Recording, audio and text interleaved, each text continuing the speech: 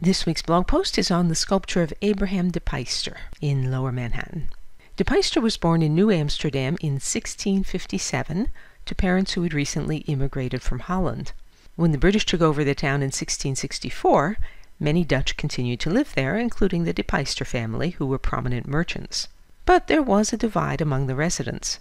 In 1689, when William and Mary came to the English throne, many of the Dutch-born or Dutch-descended townspeople supported militia captain Jacob Leisler, who rebelled against Lieutenant Governor Francis Nicholson. Nicholson was a strong supporter of James II, who had fled England. Abraham de Peyster survived the dispute and was mayor of New York from 1691 to 1694. He became a member of the town council, a justice in the Supreme Court of Judicature, treasurer for the provinces of New York and New Jersey, and a colonel in the militia of the city and county of New York. When he died in 1728, he was one of the city's wealthiest merchants.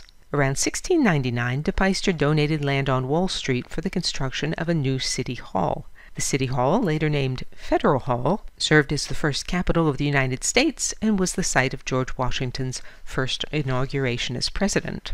The sculpture of de Peyster was commissioned by his great-great-great-grandson, John Watts de Peyster.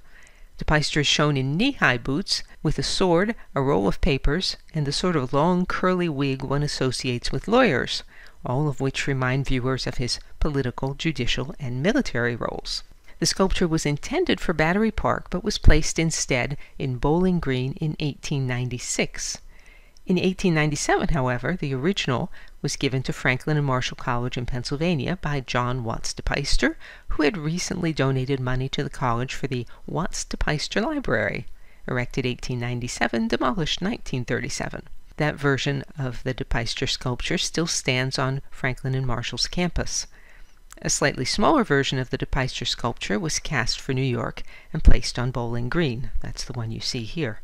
In 1972, when Bowling Green underwent a major renovation, de Peyster was shifted to Hanover Square, which is where he is on the right. And when Hanover Square was renovated in 2004, de Peyster went into storage for many years. The sculpture was finally placed in Thomas Paine Park near the New York courthouse in 2013. DianeDurantewriter.com has hundreds of posts on sculpture, painting, Central Park, and my other obsessions. To join the free Sunday Recommendations email list, visit the URL online or email me.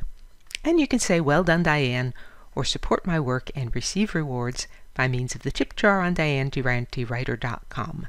Thank you as always for listening.